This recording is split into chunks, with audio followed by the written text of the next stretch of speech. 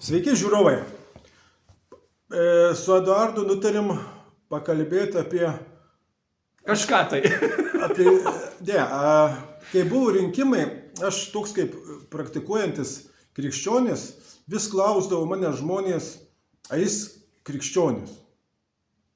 Ir aš niekaip į tą klausimą aš visą laiką sakydavau, jis kad ir ne visai gal krikščionis, bet jo elgesys, tai tas tiesos sakymas labiau negu krikščionys kitas sykį supranta tą tiesą ir taip toliau ir panašiai. O kaip jūs, Eduardai, galvojat? Tai pirmiausia, į tą klausimą, ar aš krikščionis, tai aš sakyčiau, aš tai nežinau, ar ne? Bet aš atsimenu, kai nenė, kur mus prižiūrėjo nenė, kartu su mumis jinai gyveno, tai sakė, kad mes abudu su broliu buvom krikštyti. Tai kai buvom mažiukai, tai čia aš jau buvau didelis, ar ne? Tai aš sakydavau, man nepatinka, nes mano norų nieks neatsiklausė, paėmė mažą ir pakrikštino. Tai iš vienos pusės reiškia, aš esu krikštytas, bet į bažnyčią tai aš nevaikštau. Ir vieną sykį atsiklaupęs niekad nebuvau bažnyčiai ir vieną sykį tik tai persižegnojau, kai su kardinolu kartu pietavome. Ir aš persižegnojau, buvom tryse, persižegnojau, aplink vienuolės vaikšto. Kardinolas persižegnoja ir aš imitavau tą veiksmą. O paskui buvau labai nepatenkintas savim, nes man tas veiksmas nieko nereiškia, o kitiem žmonėm, pavyzdžiui, tikintiem, tas veiksmas, aš įsivaizduoju, yra šventas. Ir kai aš padariau tą veiksmą netikėdamas, tai aš tam tikrų požiūrių, negražiai pasielgiau su tais tikinčiais, kuriem tas veiksmas yra šventas. Aš, vadinkim, krikštytas, turbūt pagal tvarką aš esu krikščionis, pagal tradiciją, bet aš veiksmą padariau mechaniškai ir tuo netikėdamas veiksmu. Tai tame aš paskui išvedžiau, kad aš pasielgiau tuo požiūriu negražiai krikščionių tikinčių atžvilgių. Aš imitavau, o imituoti yra nepadoru.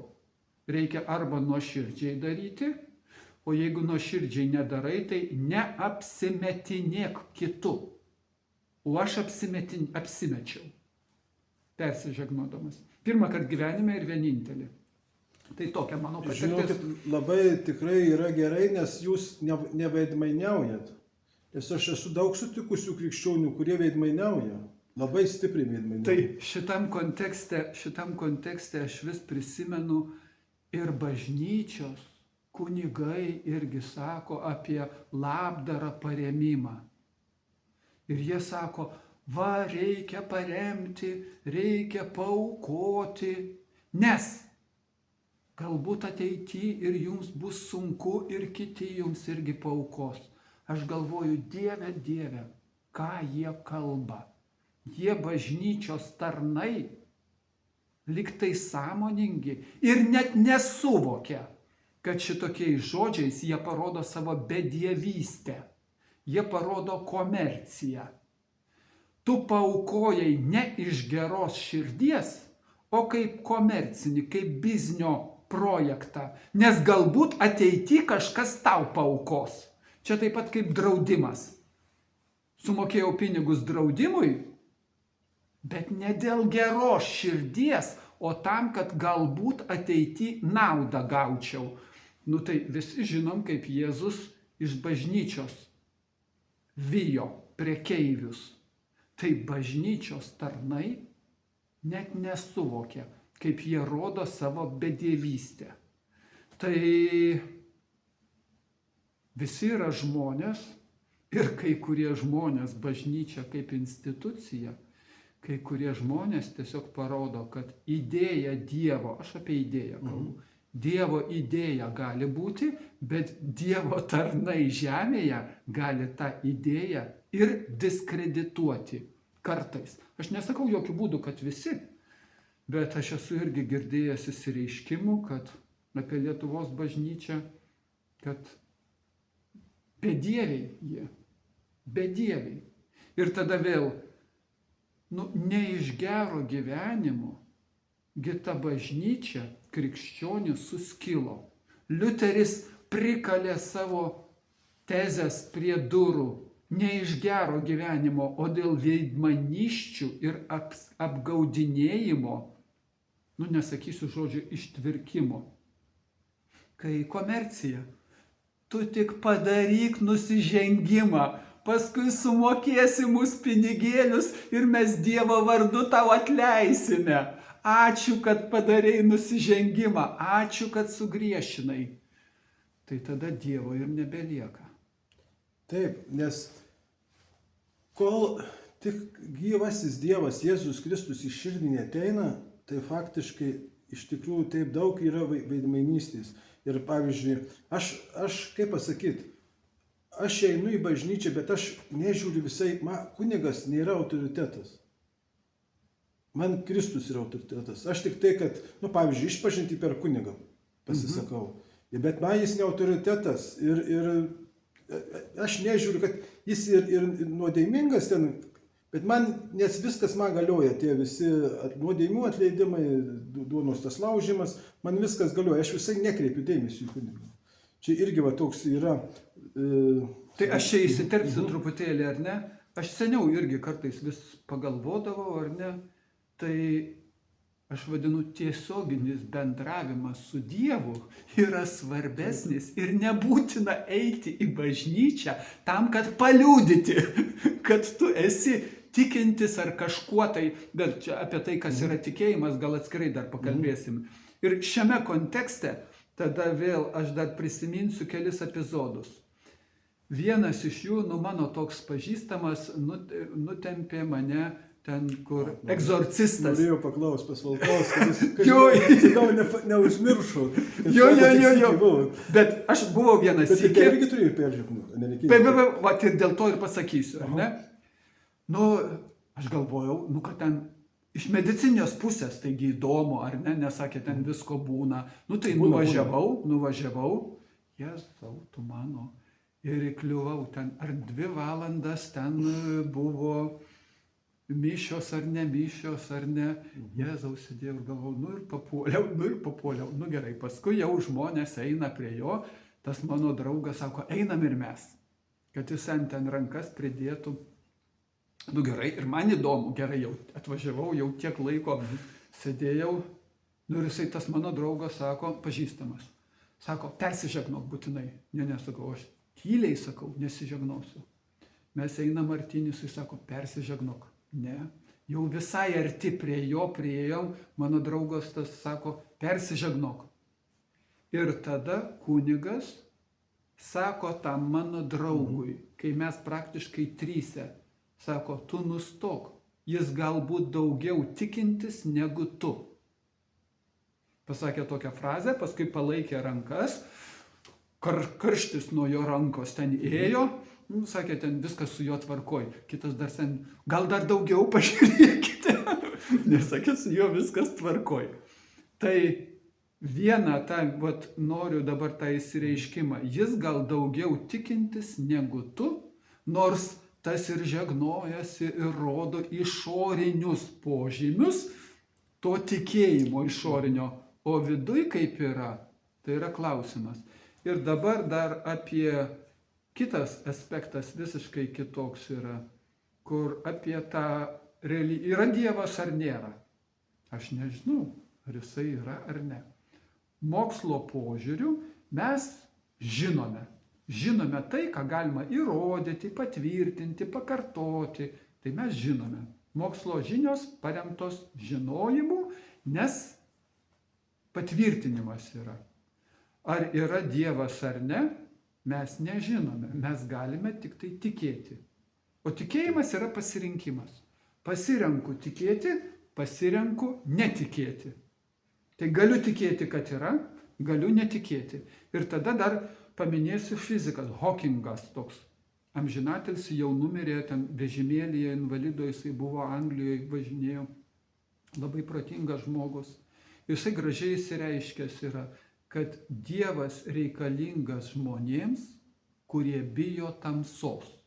Nes nuo didžiojo sprogimo pradedant, viską galima paaiškinti iki dabar vien tik tai be Dievo buvimo. Dievo buvimo nereikia. Tai čia viena tokia tezė. Tai žmonėms, kurie bijo tamsos. Imkim dabar žmonių visuomenę, gyvuliukam Dievo nereikia. Kitai gyvajai būtybei Dievo nereikia. Mes labiausiai mąstančios būtybės esam. Ne, dėl to, kad mes sielą turim. O, nežinau, o sako, kad ir kiti irgi sielą turi. Bet aš pratęsiu savo mintį. Mes mąstančios būtybės ir mums to materialaus pasaulio, nepakanka. Mes keliam klausimą, o kodėl aš gimiau, o kokia mano užduotis, o ką aš turiu padaryti. Ir mokslas atsakymo į šitos klausimus, ne visai gali duoti. Psichologija gali šiaip tą duoti. Bet dabar tada dar nušoksiu jau į Dostojevskį. Jeigu vadovautis vien tik tai protu, tai tada viskas yra galima. Tada nėra žodžio niekšybė. Nes proto požiūriu tai buvo galima pasielgti. Nėra proto požiūriu vadovaujantis, nėra moralės ir padorumo. Viskas galima. Ir jeigu vadovausimės tik tai protu, tai pragaras žemėje ir bus. Ir jeigu nėra Dievo, tai kam tada gyventi? Čia aš jau parafrazavau Dostojevskį. Arba jeigu Dievo nėra, tai viskas galima. Taip. Ir nebūsi nubaustas. Viena, čia jau iš Fromo frazė, kad geriesiems nebus atlyginta, blogieji nebus nubausti, bet nepaisant to darykite gerą. Ir ne savo, aplinkiniam, nes mes esam visi žmonės. Vėl dabar šoksiu į kvantinę mechaniką. Mes iš tuštumos esam sudaryti. Jeigu atomas vienas aguonos grūdelis, tai 10 kubas, 10 metrų, ar ne? Ir jame yra kokie, 8 aguonos grūdeliai. Viskas. O visur tuštuma. O dar giliau einant, mes iš virpesių sudaryti. Nes yra tas atomo branduolys, ten yra virpesiai. Tai dabar į mediciną šoksiu. Mūsų mintis gali mane, biologinę būtybę, susargdinti, arba mano mintis gali mane padaryti sveiku. O mintis kas yra? Kažkokie virbesiai, elektros jėgos. Tai dabar iš viso šito išeinant, aš nežinau, ar Dievas yra, bet Dalai Lamą dabar pacituosiu. O jisai Kaune, kai buvo atvažiavęs, religijos vadovas.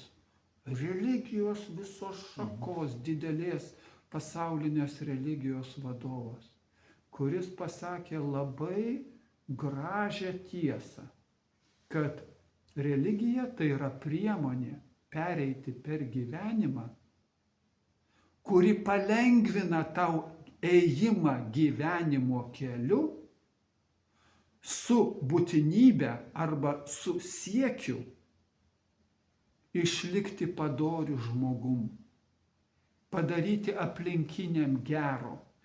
Jeigu tu esi netikintis, tu gali taip pat pragyventi, bet tau bus žymiai sunkiau. Jeigu tu esi katalikas, tikintis, tau bus lengviau. Jeigu tu esi pravoslavas, irgi tikintis, irgi krikščionis, tau bus lengviau. Jeigu tu budistas, kaip jisai, tai šitą budizmo praktika tau palengvina ėjimą gyvenimo keliu. Ir jo tada klausimas, tai kam būti bedieviu, jeigu tau nuo to sunkiau? gyventi sunkiau kasdieninį gyvenimą. Nes aš čia tą pajutau irgi per rinkimus. Nupuola visi, sako, oi, čia jisai toks, jisai čia Maskvos radijas. Ir vis kartais retkarčiais vis galvoju, gal aš tikrai neteisus. Ir kai ateina nors ir vienas žmogus ir pasako, pritariam, palaikom, kaip jūs suprantam, ir to vieno žmogaus pasakymas yra labai didelės vertės, sustiprinant viduj tą norą ir gebėjimą atsilaikyti prieš tuos šunsnukius, prieš tos Lietuvos išdavikus, kuriems Lietuva yra pasipelnimo šaltinis, o ne idėja, kurie sutinka viską parduoti ir parsiduoti patys.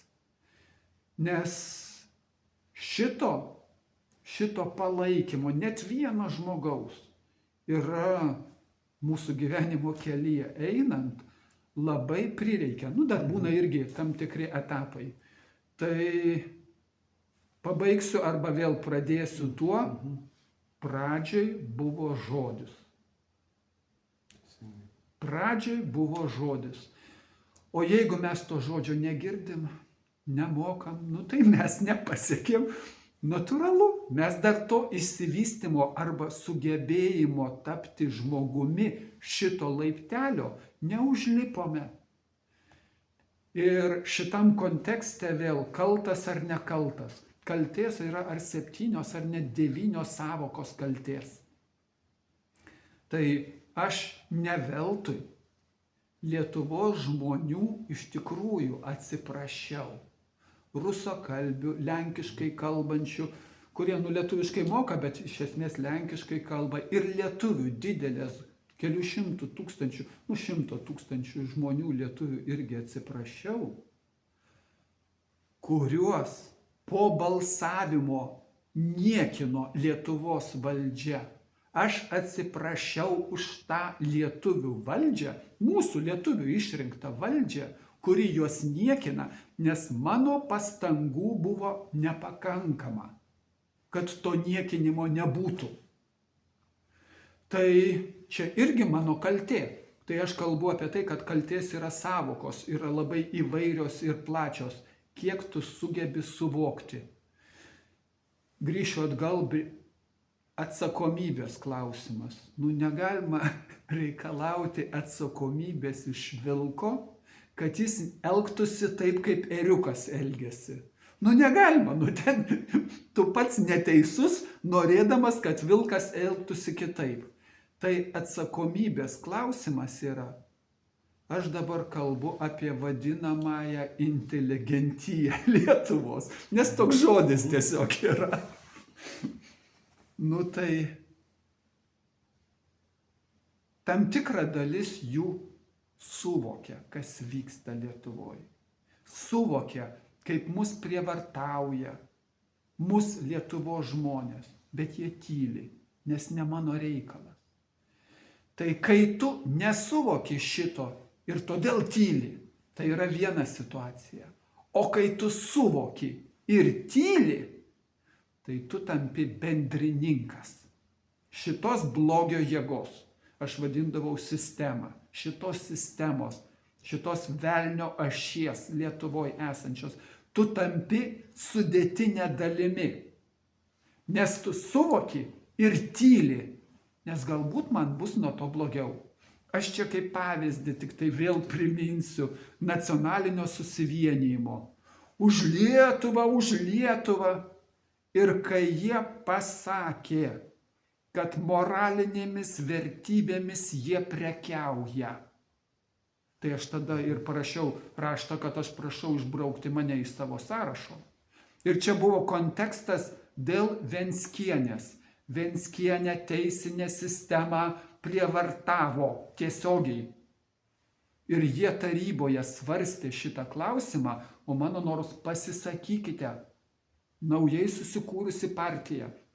Prieš mėnesį buvo susikūrusi, pasisakykite, kaip negerai elgėsi sistema su Venckiene. Ne. Nes pasisakymas už Venckienę galbūt atims iš mūsų balsų, o pridės nepakankamai. Tai jūs prekeiviai. Tai ne veltui Liuteris prikalė savo tezes ir pasakė gana. Tai aš jiems irgi tuoj pat pasakiau gana, man su jumis nepakeliui. O labai dar irgi patogu apsimesti. Nu čiagi nieko naujo. Apsimesti. Taip, aš tikrai būsiu labai geras. Išrinkite mane, paskirkite mane į pareigas. O tada aš jau tikrai būsiu labai geras. Ir aš dar pabaigsiu, kadangi su politika irgi viskas susiję truputėlį. Sako, vat valdžia kaip žmogų sugadina. O aš vis atsakau, seniai kiek tik galiu. Ne, valdžia tik tai parodo, kai jisai pakeliamas ir apšviečiamas. Parodo, koks tu menkysta ir šunsnukis buvai ir esi. Be to apšvietimo nesimatytų. Nesimatytų. Nu. O kai tu pakeliamas ir apšviečiamas ir pasimato. Bet ne apšvietimas sugadino tave. Tu toks ir buvai. Ir užtat vėl širdimi turime jausti, kad be Lietuvos mes esame niekas.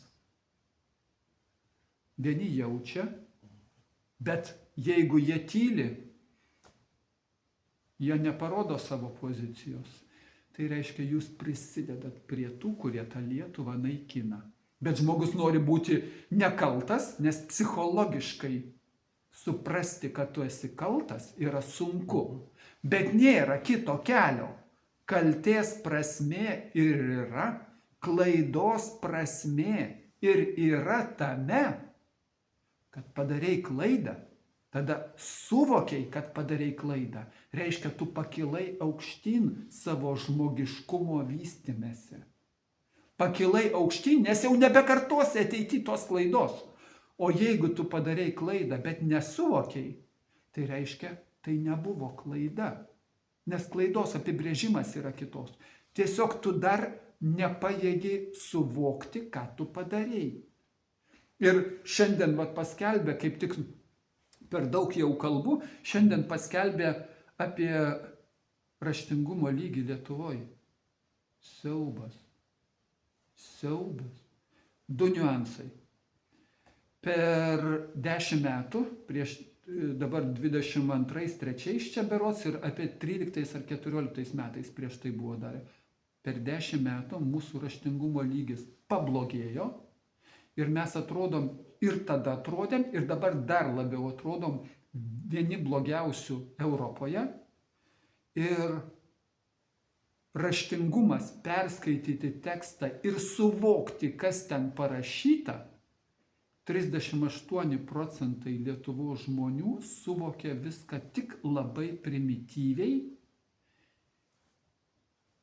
ir tik tai labai vienplaniai.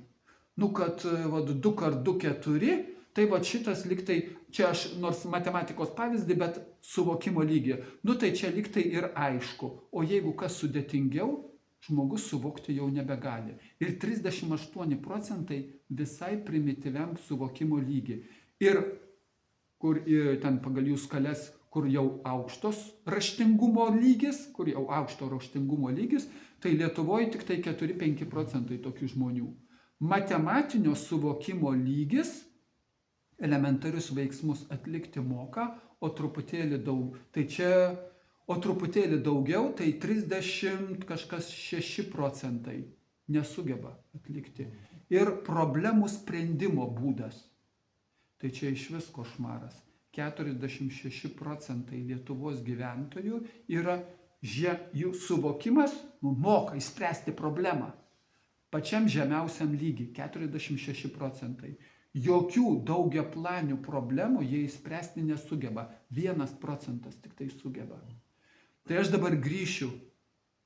Mūsų šita išdavikų valdžia, užtatgi aš irgi buvau paskelbęs prieš 2 ar 3 metus, kad Lietuvos gyventojų pasipriešinimo okupacijai centras yra įkurtas Lietuvoje.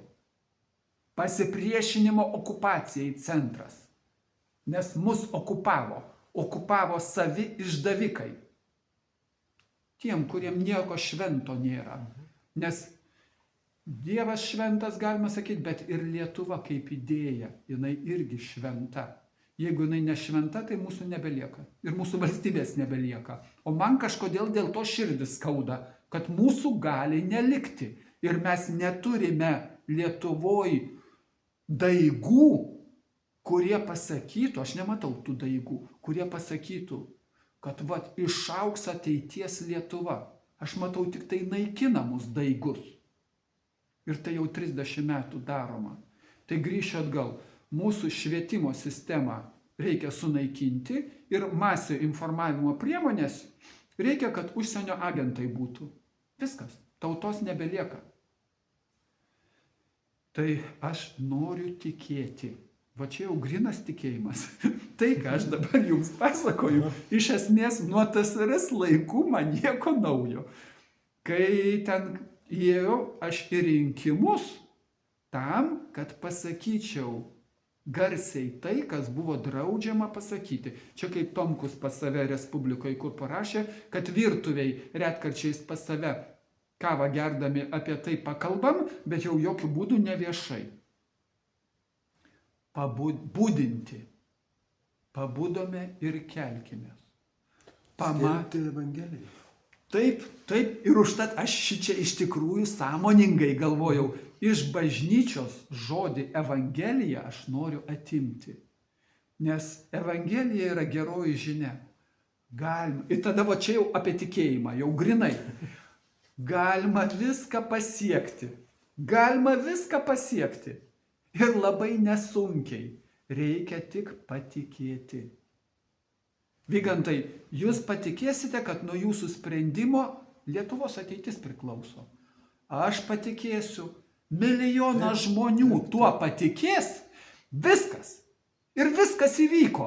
Reikia tik patikėti, nuo mano balso ir priklauso. Jūs pasižiūrėkit, kiek Facebook yra. Bet vis tiek nieks nepasikeis. Nu aš jiems vis retkarčiais prirašau. Jūs jau pasidavėt. Sistemai tik tai to ir reikia. Patikėkite savim, kad jūs ateisite savom kojom ir prabalsuosite. Patikėkite ir viskas pasikeis. Tai va šito tikėjimo, o šitoks tikėjimas irgi yra Evangelija, tai yra gera žinia. Be šito tikėjimo negalima nieko padaryti. Be tikėjimo ne. Čia mediciniškai yra irgi įrodyta, kai tu kažką darai, galvodamas apie kitką, tavo raumenys kitaip dirba. Efektas būna netoks pat.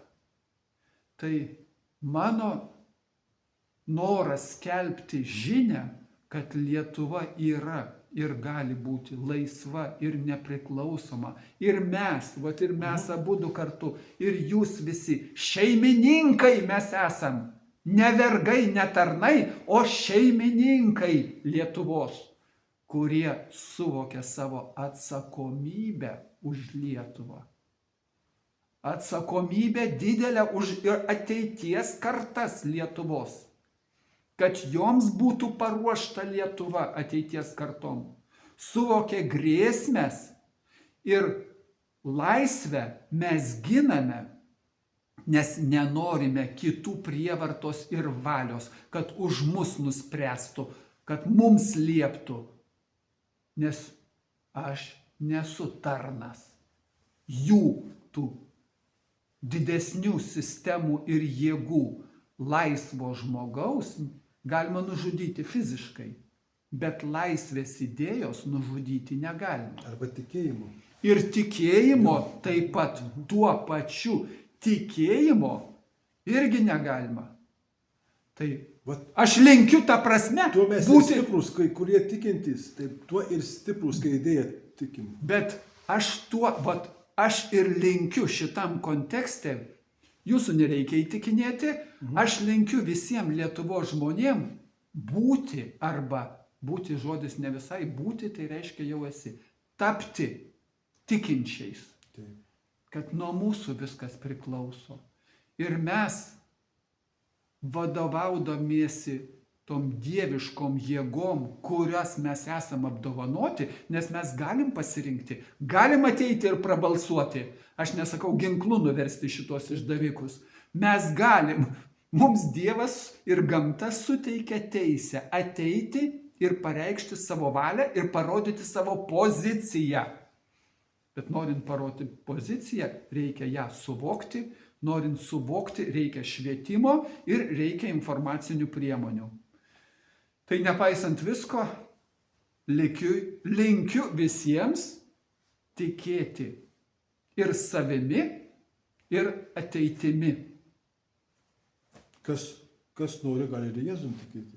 O Jėzau, čia nemaišo, nes taigi religijos iš esmės mokina gerą, žmogiškumo mokina. Žinokit, dar... Būkite žmogus. Kai aš buvau mažas, mes sakydavom, būk žmogus. Mes tiesiog kieme taip sakydavom, būk žmogus. Tai religijos mokino, būk gerų žmogumi. Žinokit, kuo skiriasi krikščionybė nuo kitų religijų? Aš kiek girdėjęs tik vienu dalyku. Mylėk savo priešą. Vat ko nematau tarp krikščionių, nes kai ta speciali operacija prasidėjo, tai baisu, kas darosi. Dar lygi šiol, dabar jau viskė primu, žinai, bet jau... Aniek kiti krikščionys, kurie pravoslavai, bet jie krikščionys, ar ne, tai jie jau mano priešai mirtini, juos tik tai žudyti. Siaubas. Svarbiausia, kad jiem parodytas priešas, Putinas pavyzdžiui, priešas. Ir supranti, žudyt galima ir žodžiais. Taip, tai čia darbais, taip. Ir širdies neapykanta. Taip. Ir tada aš klausiu tų žmonių, sakau, jeigu tau Putinas, tu nekenti nori jo mirties, tai ar tu žudikas, ar jis žudikas? Pagal Dievą... Susilygini. Dar blogiau, ar ne? Dar blogiau. Jeigu jis neturi neapykantos, jis bus tikrai pas Dievą aukštesnį pozicijų, negu aš su baisiausia neapykanta. Ir aš matau, jūsų, man labai patiko jūsų neveidmainiškumas. Jeigu nesuprantat, ką čia daro su to apsižegnojimu, jūs ir nedarot. Tai čia tai tikrai man patiko tas dalykas, nes aš irgi nesu visą gyvenimą tikintis, aš tik tai nuo 38 tikėjau. Ir aš anksčiau tai darydavau, žiūriu, kad visi daro, jūs net nedarot, ne dėl to, kad ten kažkas, bet jūs nesuprantat. Va čia tai yra geras dalykas. Nes kaip daug aš matau krikščionių, tikrai būna rekolekcijos, ir jie ten valgyta, ten atsistoja, kai šventi, apsižegnoja ir supranti, matai, ką vaidyba. Vat aš suprantu, aš kartais nueinu į kavinę, kur tarp žmonių netikinčių, aš apsižegnoju prieš valgant. O tada tai yra tikėjimo pavyzdys toks. Nes aš jau žinau, ką aš darau. Sąmoningai ir tai reikia išdrįsti. Ne taip paprasta, nes daug sykių tai užmirštu, man labai tas Valkauskas patinka. Nes jis visą laiką prieš valgant ar prieš kažką darant, jis visą laiką padėkoja Dievui ir persižegnoja, kurio aš dar niekaip Bet neprievartauja kitų, kad ir jūs būtinai taip darykite. Net nereikia, ten apsižegnotas jūsų draugas, jis per daug jautrus, ten nereikia persižegnoti. Taip, bet jam ten pavadovauti reikia ir pasirodyti reikia. Tai aš pastebėjau, kad pas jūs net ir tas tikėjimas jūsų ir tas Evangelija pasirinkimas, tas nešti Evangeliją, gerąją naujieną ir tą tiesos žodį. Tai aš dėl to ir prie jūs jungiausi, nes tiesa tik gali padaryti mus laisvus. Taip. Jėzaus žodžiai, tik tiesa gali padaryti mus laisvus. Tai o jeigu krikščionys ateityje, kas manęs laus ar kaip, jeigu norit, kad Eduardas taptų krikščioniu, tikru, pamiltų Jėzų, prašau melstis. Melskitės. Ir čia tik tai tikras tikintis yra tas, kuriam į širdį ateina Jėzus arba Dievas ir tik tada tu tampi, nes taip tai tu esi toks vaidintojas tik tai. Ritualų. Tai jeigu, žinot, daug yra atsivertusių, aš protestantų daug pažįstu, kurie atsivertė ir jie žino, kaip tas Dievas te ateina, iš kai būna netikintis visą gyvenimą ar banditas, dar koks ar ką, ir jis kaip per sekundės dalį atsiverčia, tai jūs žinot viską, melskitės. Ir tada viskas bus gerai. Eduardas irgi taps, jau per kitus rinkimus bus krikščionis. Tai va, tai šią Būsi žmogumi ir toliau. Labai gerai, žmogumi. Taip, žmogus labai gerai, kad vat, tas toks tiesos tas sakymas. Tai ką, dėkui žiūrovai, kad pažiūrėjot, gal neužsiilgom. Eduardas dar ką nors mažu pasakysi. Ne, pasakysiu, džiaukitės, gaudeamus igitur. Čia studentiškas himnas, kuris pirmi du žodžiai, kurie sako, džiaukimės kol.